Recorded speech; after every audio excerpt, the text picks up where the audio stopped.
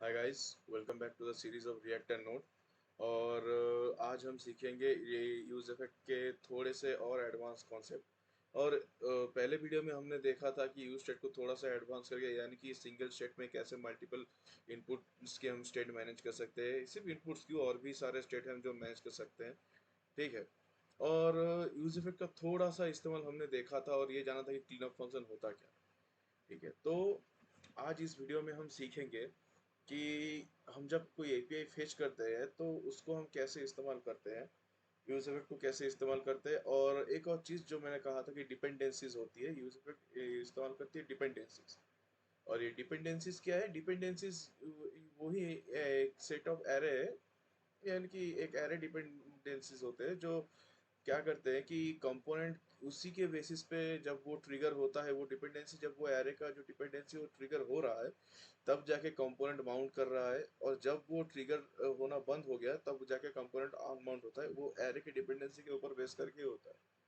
क्योंकि use effect को, क्योंकि रिएक्ट को तभी समझ में आता है कि ये ट्रिगर हो गया जब ये डिपेंडेंसी माउंट होने के पॉइंट पे हो जाता है। ठीक है। तो चलिए देखते हैं। मैंने एक कोड लिख के रेडी रखा है आपके लिए। जैसे हमने एक स्टेट बेसिक ले लिया। एक चीज़ हमको याद रखना है कि हम सबसे ज़्यादा जो हुक्स यूज़ करेंगे उसमें है use state, use effect and use ref. ये तीनों हुक हम बहुत ज़्यादा इस्तेमाल करेंगे। ठीक है। हमारे प्रोजेक्ट में ये हुक प्रेजेंट रहेंगे ही रहेंगे। ठीक है, तो चलिए आगे बढ़ते हैं। तो मैंने क्या किया है यहाँ पे, मैंने एक स्टेट बना लिया है जिसका इनिशियल स्टेट है एक एम्प्टी ऑब्जेक्ट यहाँ पे। ठीक है। और ये है हमारा यूज इफेक्ट हुक, जहाँ पे मैंने क्या किया, एक सिंपल सा फेच एपीआई फेचिंग फंक्शन लिख के रेडी रखा है। तो, ये नॉर्मल है, आपने जावास्क्रिप्ट में भी, वैनिला जेएस में भी आपने एपीआई फेच किया है और आपने लिखा है, तो पता ही होगा आपको, हम सबको पता होगा। अगर आपको, और ये जो मेथड चेनिंग है, प्रोमिसेस के मेथड चेनिंग होते हैं, और भी सारे चीज़ होते हैं जो आपका, अगर ये इसके बारे में मालूम नहीं है तो प्लीज़ जाके पढ़ लीजिए। तो चलिए आगे बढ़ते हैं। यहाँ पे हमने लिया है दो लिंक, एक है यूज़र डेटा वन करके और यहाँ पे है यूज़र डेटा टू करके। ठीक है।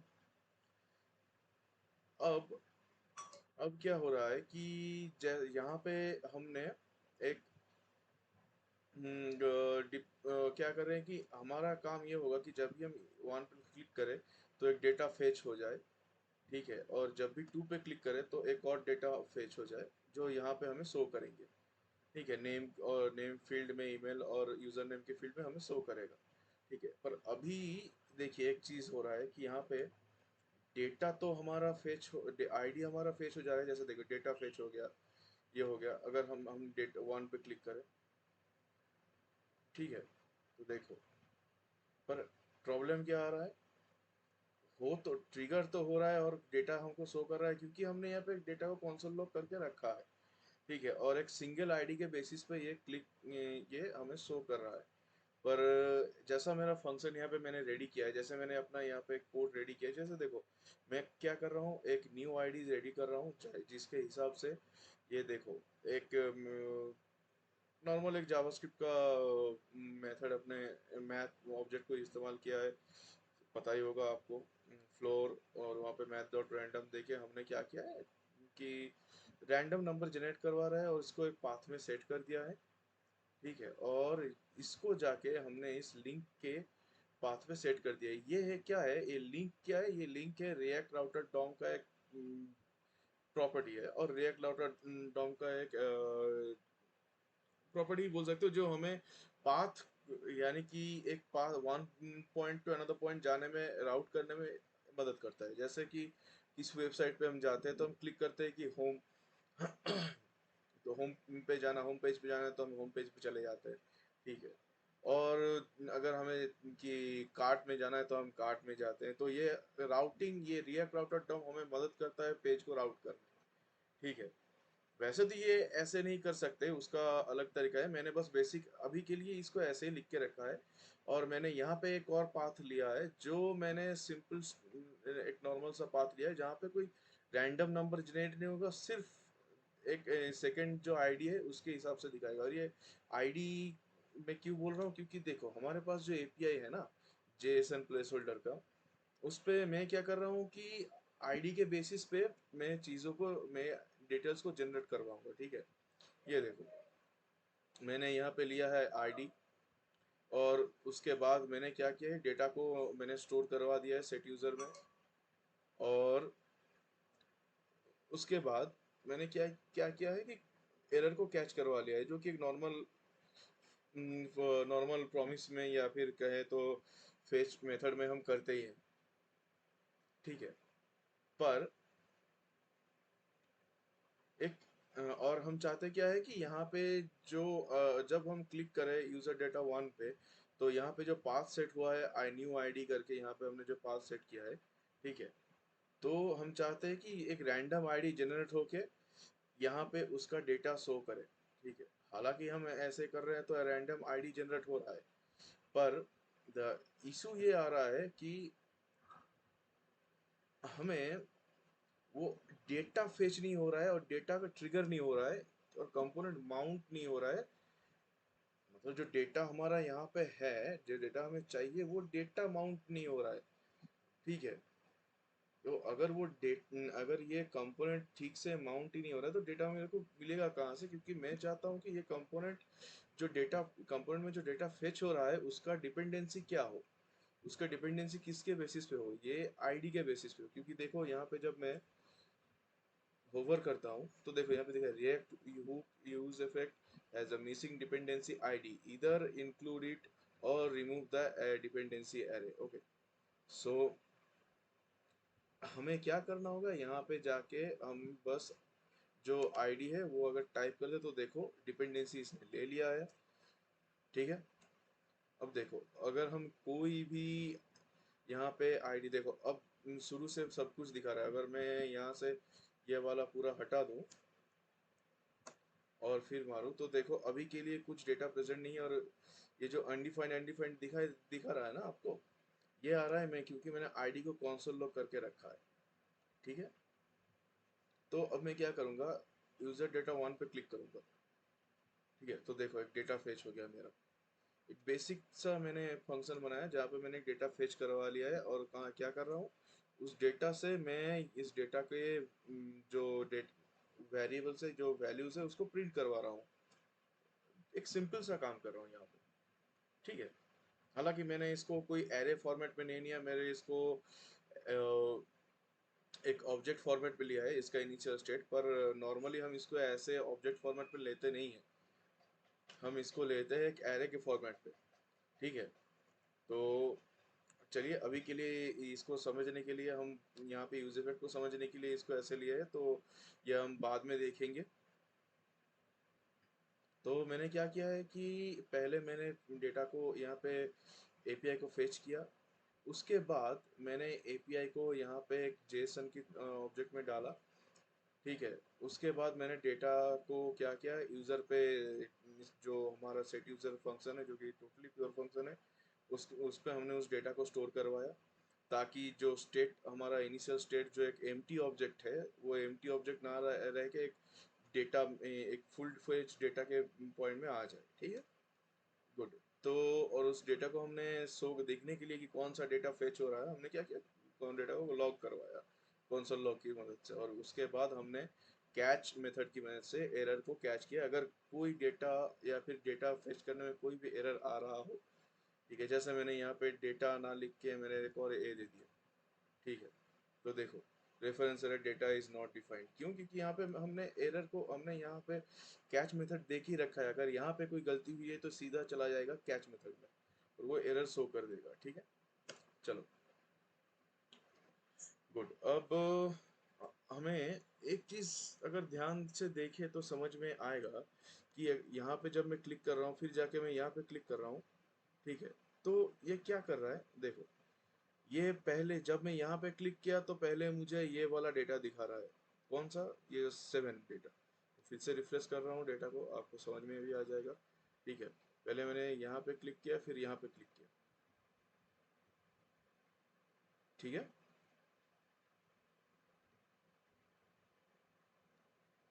आई थिंक वाईफाई का कुछ इशू हो रहा है यहाँ पे।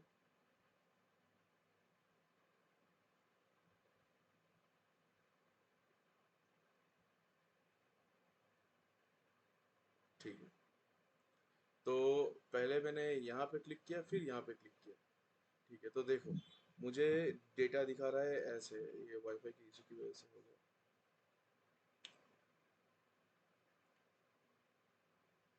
अभी के लिए सेकंड वाला डेटा फेच होके बैठा है। मैं यहाँ पे ये वाला राउट फिर से हटा देता हूँ। ठीक है, चलो, मैंने किया, फर्स्ट यूज़र वन पे क्लिक किया, फिर यूज़र टू पे क्लिक किया। ठीक है, तो हो क्या रहा है कि पहले देखो, पहले यूज़र फोर का जो आईडी है हमको भी शो कर रहा है क्या कि फेच यूज, जब हम यूज़र डेटा वन से यूज़र डेटा टू पे क्लिक कर दे डायरेक्ट, तो हमें ये यूज़र डेटा वन नहीं चाहिए, हमें चाहिए यूज़र डेटा टू। ठीक है, जो हमको डायरेक्टली यहाँ पे दिखाए क्या हो रहा है। फिर से अगर हम यहाँ पे क्लिक करें, फिर यहाँ पे क्लिक करें, तो ये हमें पहले नहीं चाहिए, यहाँ पे बार बार अपडेट होना नहीं चाहिए। ठीक है, अगर जब डायरेक्ट हम दिखा रहे हैं तो जो जहाँ पे हम क्लिक कर रहे हैं और जो फेच कर रहे हैं वही हमें सीधा सीधा दिखा दे, ना कि इतना पहले यूजर डेटा वन दिखा फिर डेटा टू दिखा। ठीक है, वो नहीं करना है। उसको रोकने के लिए हम क्या करेंगे, एक यहाँ पे हमारा जावास्क्रिप्ट का एक ऑब्जेक्ट है, जिसका नाम है अबॉट कंट्रोलर। ठीक है, तो हम क्या करेंगे, यहाँ पे नाम देंगे कंट्रोलर, और देंगे new abort controller. Abort controller क्या करता है कि हमें ये करने में, समझने में मदद करता है कि हम डेटा को कहाँ से कब फेच करवा रहे हैं, या फिर कब डेटा को हम वहाँ से रिमूव करवा रहे हैं। ठीक है, और यहाँ पे जाके मैं एक दे देता हूँ सिग्नल नाम का। हाँ, क्योंकि सिग्नल क्यों दे रहा हूँ समझ में आएगा आपको।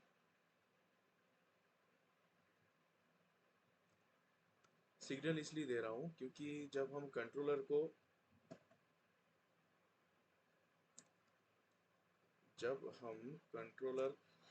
सेट करते हैं तो हम देते हैं, ये देखो, ये एक मेथड है कंट्रोलर का।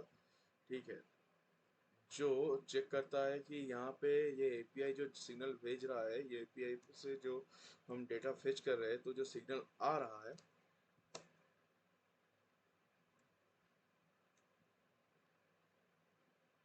ठीक है, तो अब क्या है, हमें ये समझने में मदद होगी कि जब हम डेटा को फेच कर रहे हैं, तो हम एक सिग्नल को सेंड कर रहे हैं डेटा को रेस्पॉन्स पे लाने के लिए। और यही हमें मदद करेगा किस चीज़ के लिए, कि जब भी हमारा फेच कंप्लीट हो जाए, सॉरी, जब भी हमारा फेच कंप्लीट हो जाए तो हम क्या करते हैं, क्लीन अप फंक्शन चलवा देते हैं। क्लीन अप फंक्शन पहली उस टाइम भी आपसे बोला था क्लीन अप फंक्शन होता क्या है। ठीक है, तो ये क्लीन अप फंक्शन में हम क्या करेंगे, कुछ नहीं करना है, बस यहाँ पे जाके लिखना है कंट्रोलर डॉट अबॉट। जब हम ये कर देते हैं तो क्या होगा, बार बार हर बार ये जब भी ये डेटा फेच होगा उसके बाद डेटा जाके फिर से देखो, मैं रिफ्रेश करता हूँ।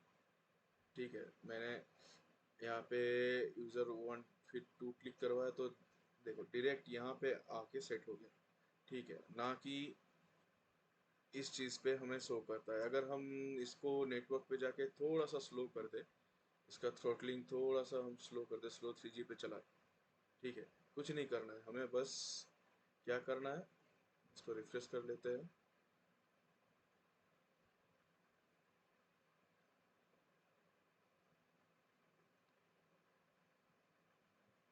ठीक है, और कंसोल पे चले जाते हैं, नेटवर्क अभी है स्लो 3G पे। ठीक है, तो हमें क्या करना है, हमें बार बार डेटा को अपडेट नहीं करवाना। हम जब भी कोई डेटा पे क्लिक करें तो वो हमें पहले शो हो जाए। ठीक है, मैंने डेटा वन पे क्लिक किया, फिर डेटा टू पे क्लिक किया, देखो डायरेक्ट डेटा टू फाइव हमारा शो कर दिया। ठीक है, तो ऐसा हमें चाहिए, ना कि बार बार हम एक ही डेटा को, जो डेटा हमारा यहाँ पे आ रहा है उसको शो करें। जब भी डेटा हम यहाँ पे क्लिक करके फिर जब यहाँ पे क्लिक कर दे रहे हैं तो हमें डायरेक्टली ये शो हो जाना चाहिए।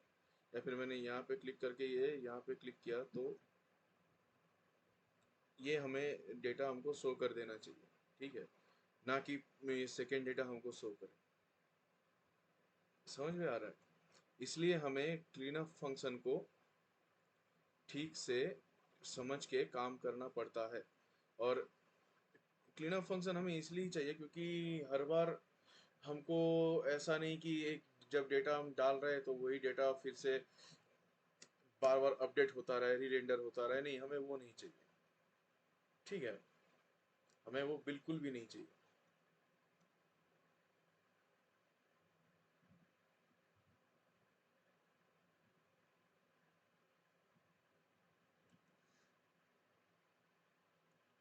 तो आशा करते हैं आपको इसको वीडियो में समझ में आ गया होगा